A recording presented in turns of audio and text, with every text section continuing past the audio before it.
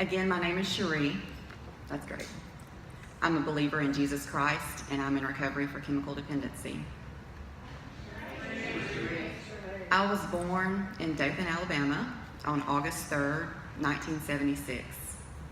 I'm the oldest of 3 children. My childhood was not easy. From a very young age, I knew that my family struggled financially. My siblings and I had to do without many things that other kids took for granted. I also knew from a very young age that my relationship with my father was very different than that of my friends and their fathers. My dad was there physically, but emotionally he was unavailable. I had no real relationship with him.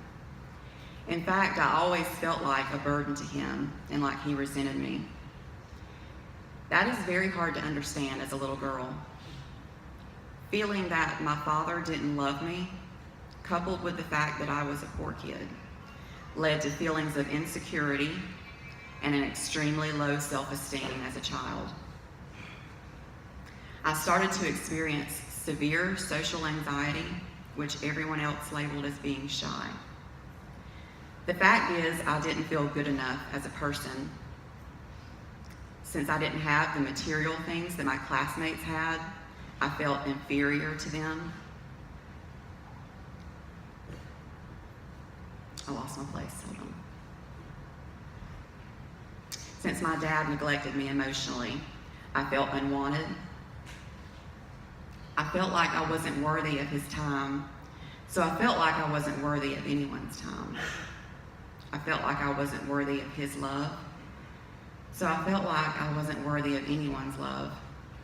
I carried these feelings with me my whole life, and it affected every other relationship that I ever had. When I was a little girl, I was afraid to even speak to anyone out of fear of being rejected. Needless to say, I didn't make friends very easily, and I always felt isolated. As a teenager, I began to experience depression and had my first thoughts of suicide at age 16. On the other hand, I always excelled in school academically. I always got tons of attention and praise from my teachers. I craved that attention and recognition from wherever I could get it, so I decided to put all of my focus on my schoolwork. I ended up graduating second in my class in high school and with a full scholarship to college. On the outside, it looked like I had it all together, and my future looked very promising.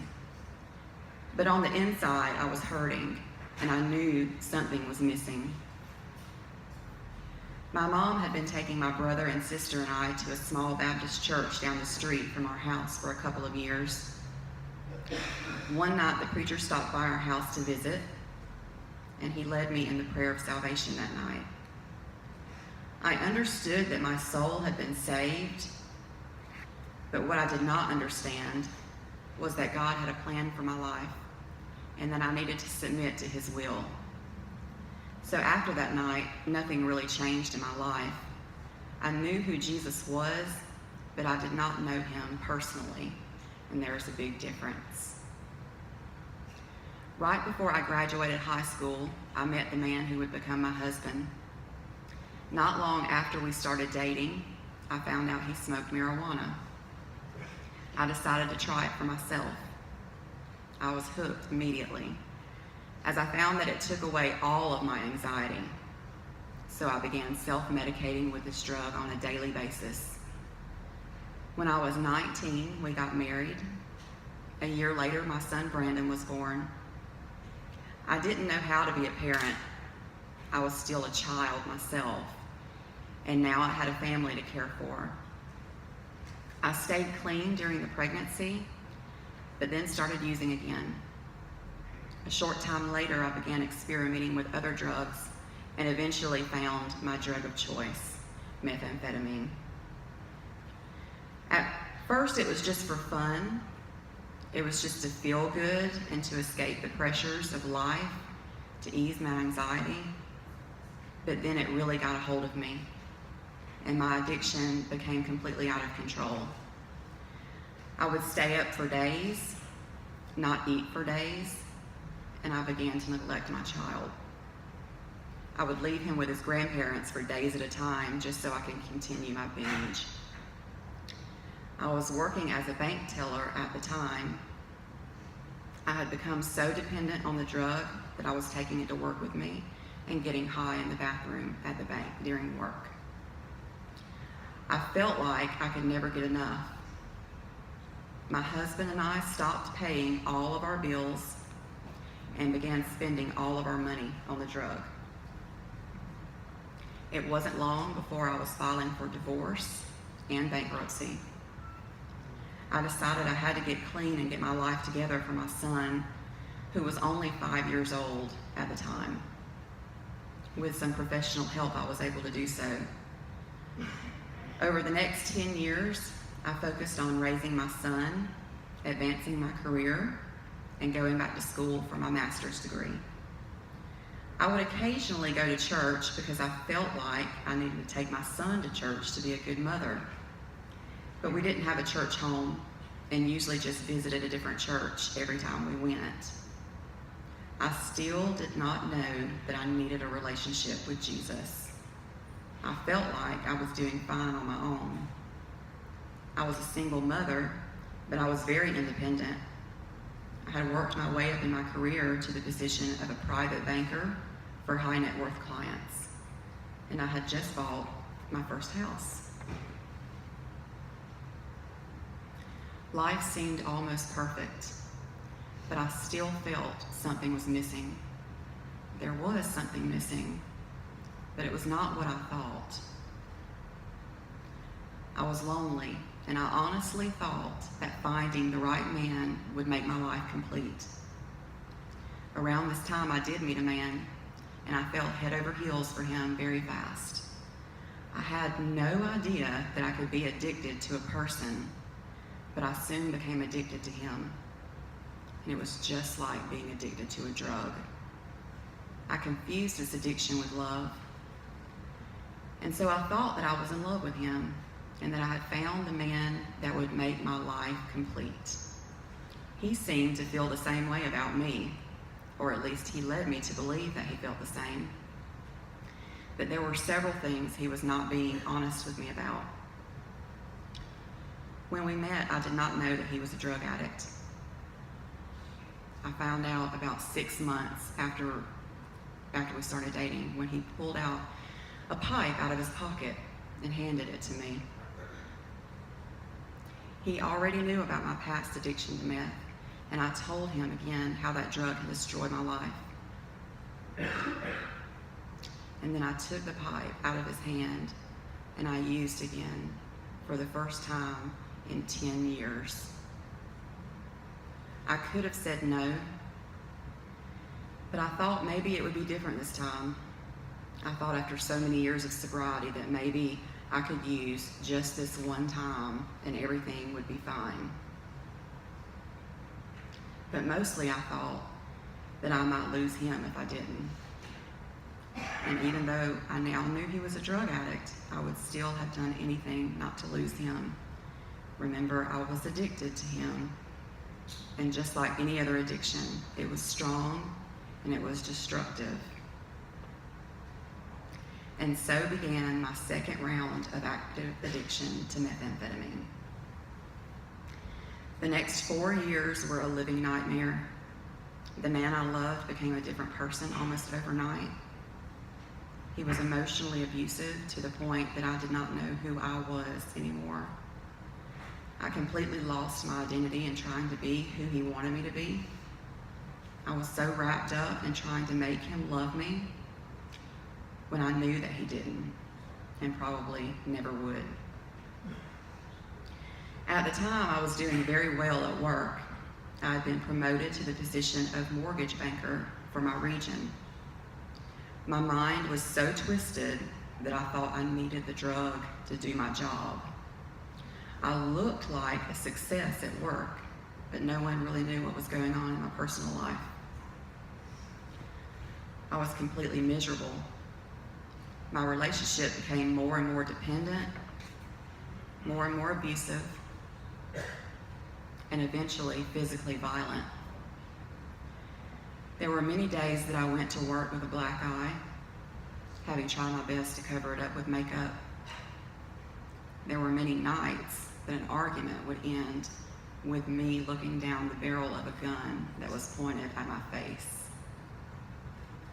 I fell into severe depression from the abuse, and one day on my lunch break from work, I swallowed a bottle of prescription sleeping pills and attempted suicide. I remember waking up in the hospital and seeing my sister, who had drove 4 hours to be there, crying beside my bed. My family was there to support me, and they so wanted to help me. They tried to talk me into leaving him, but I just pushed them away like I always did, and I went back to the relationship and the drug that were destroying my life. I remember the day that he told me he was in love with someone else. Something in me snapped that day. Even though the relationship and the drug were killing me, I was deep into addiction, and I was not ready to give either of them up. I was in extreme pain over his decision to leave me, but he seemed to be fine. I remember wanting him to feel some of the pain that I felt. Feelings of resentment and thoughts of revenge completely consumed me. And I let my feelings and my thoughts control my actions. On the night of May 9th, 2015, fueled by anger and meth, I broke into his house with a baseball bat in my hand and attacked him while he was sleeping. I spent the next 7 days in the Houston County Jail and was charged with burglary with a deadly weapon, which is a Class A felony. I remember crying myself to sleep every night in my jail cell and asking myself, how did I let it get to this point? One day another inmate came up to me and she said, "Do you know why you're here?" And I said, "Yes, I know why I'm here. I know what I did." She said, "No, that's not what I mean." She said, "God wants me to tell you something. He wants me to tell you that this is your wake-up call, and that this is the only way that he could get your attention. And he also wants me to tell you that you're going to be fine, but you have to turn your life around, and you have to do it right now." I had never met this woman before, but God spoke directly to me through her that day, and at a time that I was most willing to hear from him. A seed was planted with those words. I knew he was there. I knew he saw me and saw my pain. However, when I bonded out of jail, things got worse. I tried to go back to work, like no one would know what happened. But they did know. I had been in jail for a week, and just before the arrest, I had been in the BMU at the hospital for a week, struggling with suicidal thoughts again. So the bank decided to terminate my employment. My son decided to move out of the house, and that broke my heart. I was still grieving the loss of the relationship that had just ended. I thought I was surely about to go to prison. I could not quit using, and now everyone knew my secret. I had finally hit my rock bottom. I was in so much pain. I thought my life was over. I thought there was no way things would ever get better. I wanted to die, and I had decided that I was going to make that happen. I had a plan that I would put into action as soon as I was alone at home. As soon as that moment came, though, my phone rang, and it was my son calling. If it had been anyone else, I would not have answered the phone. When I answered, the first thing he said was, "I'm on the way to see you." This was not like him at all. First of all, he never called me. I always had to call him. He never asked if he could come see me. He never asked and said he was on the way already. He said he'd come see me later or tomorrow.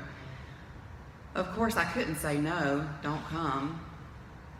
When I hung up the phone, I was a little angry. He had ruined my plans. But after he got there and I spent the day with him, I knew what I had to live for. And God knew exactly what he was doing. And he used Brandon to save my life that day. In John 10:10, Jesus says, "The thief comes only to steal and to kill and destroy. But I have come that they may have life and have it to the full." Instead of my life ending that day, my life began that day. It was the turning point for me. I decided that I wanted to live. I decided that I wanted to get clean, and I decided to let Jesus in and let him help me. Just a couple of days later, a family member invited me to Harvest Church. From the very first Sunday that I attended, I could feel God beginning to heal me. I started reading my Bible, and one of the first scriptures that really spoke to me was Jeremiah 29:11. "For I know the plans I have for you, declares the Lord, plans to prosper you and not to harm you, plans to give you hope and a future." I didn't know what it was, but I believed that he did have a plan and a purpose for my life, and that is why I was still here. And he loved me enough to pursue me and to reveal that to me. For the first time in my life, I started to get involved in church. I wanted to know as much as I could about Jesus. I finally wanted to know him. I desired it more than anything else. And this is when I finally realized that Christianity is not a religion, but a relationship. Jeremiah 29:13 says, "You will seek me and find me when you seek me with all your heart." I was seeking him with all my heart, but there was still a separation because I was still in active addiction. Getting clean was not easy, and it took trying and failing over and over again. The depression was probably the worst I had ever experienced, but I continued to press into God during this time. I did not give up on him, and he did not give up on me. And on September 15th, 2015, I was set free from my addiction to methamphetamine. Praise God.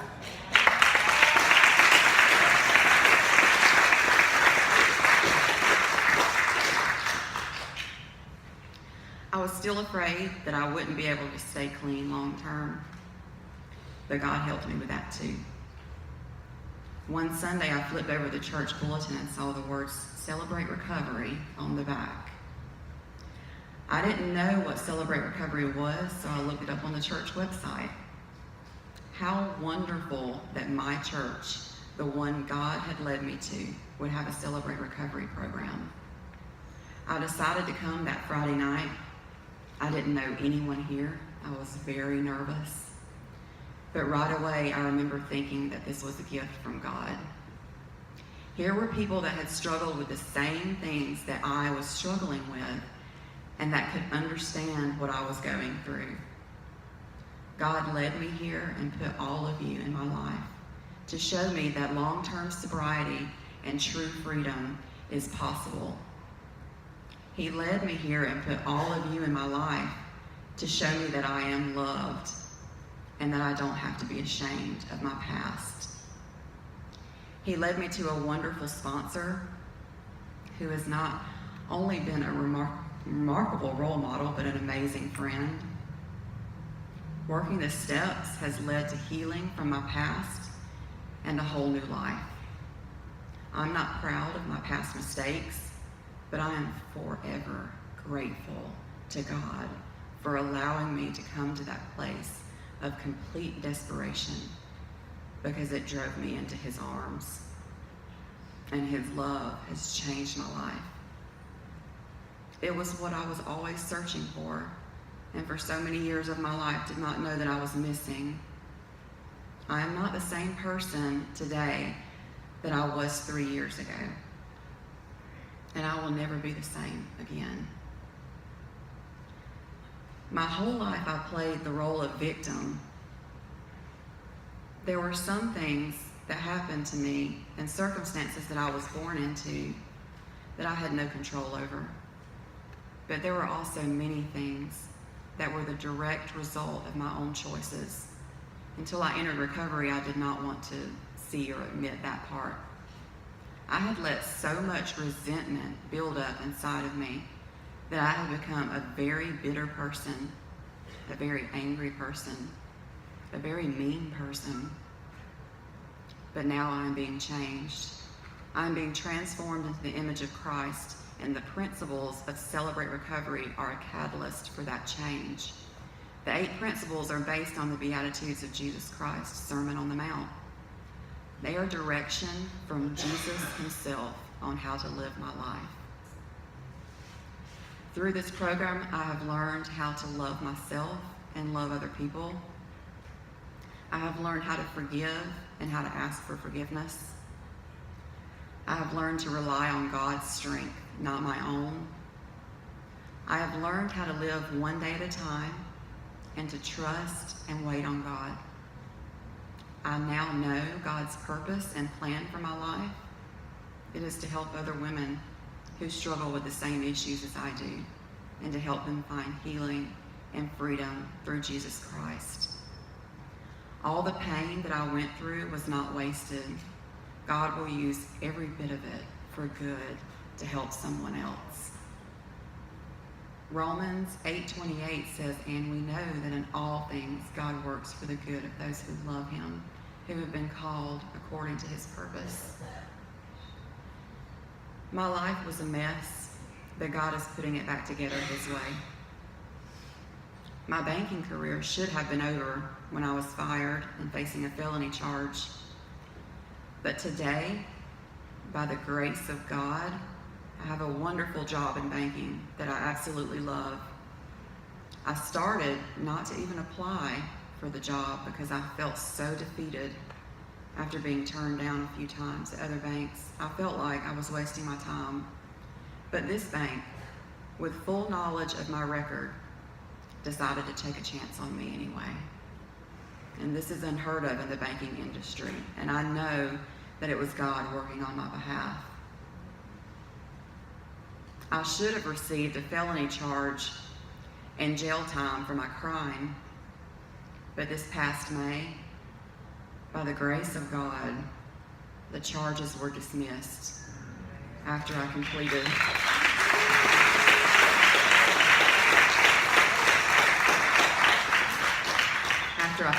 the pretrial diversion program.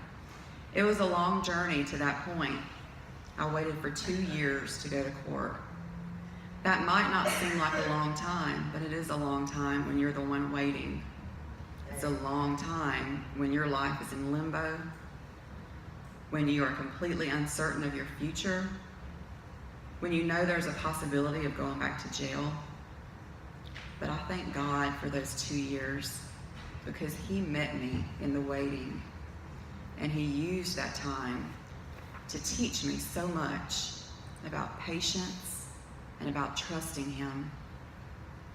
There is a quote by C.S. Lewis in which he says, "I am sure that God keeps no one waiting unless he sees that it is good for him to wait." It was good for me to wait because I learned to depend on Jesus. I learned to wait on his timing, and he was doing a work in me during this time. By the time my court date finally came, I had come to peace with the fact that I might go to prison, but I was confident that if I did, Jesus would be going with me. True peace is knowing that He is with me no matter what I face. He taught me even more during the year-long pretrial diversion program. More about waiting, more about trusting. I learned that I really do reap what I sow. There are consequences for my actions.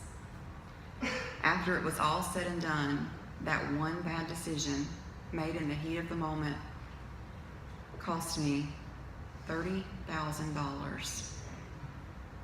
In addition to the money, I was under GPS monitoring for 2 years with a nightly curfew. I gave up every single Saturday morning for 6 months straight to work off my community service hours. And it cost me my mortgage license.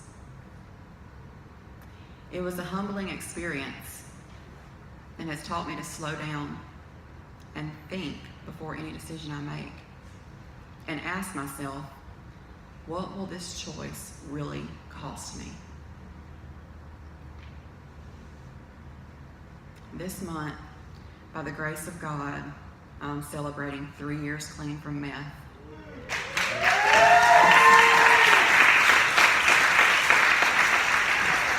But that is not the only thing that I have experienced victory over. Through working the steps of Celebrate Recovery, I've experienced victory over my anxiety, my anger, and depression.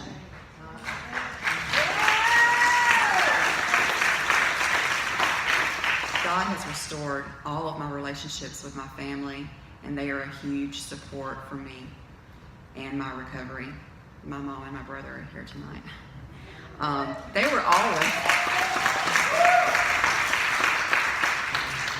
were always there for me. I was the one who had walked away from my relationship with them, but thank God He was able to reach me. I know I hurt them deeply when I was in active addiction, and I make this up to them by the way I live my life today. I even have a relationship with my dad, which I never thought was possible.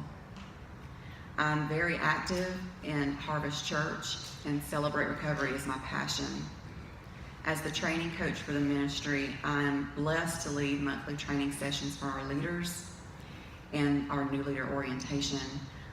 I am blessed to be leading Women's Step Study this year, as well as leading the Women's Chemical Dependency Small Group. But my greatest blessing is being a sponsor, because it is an opportunity to witness firsthand God changing someone else the way that He changed me.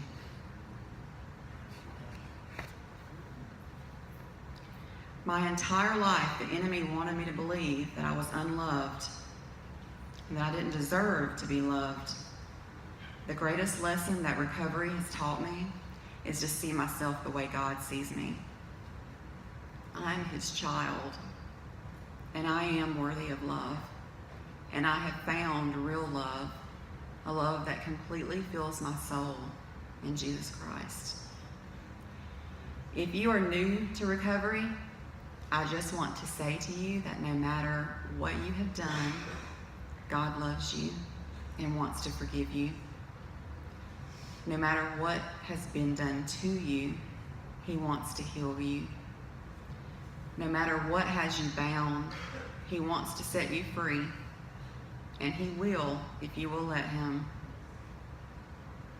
You don't have to be afraid of any changes that God wants to make in your life, because they will all be good. In John 8:12, Jesus says, I am the light of the world. Whoever follows me will never walk in darkness, but will have the light of life. Thank you guys for letting me share.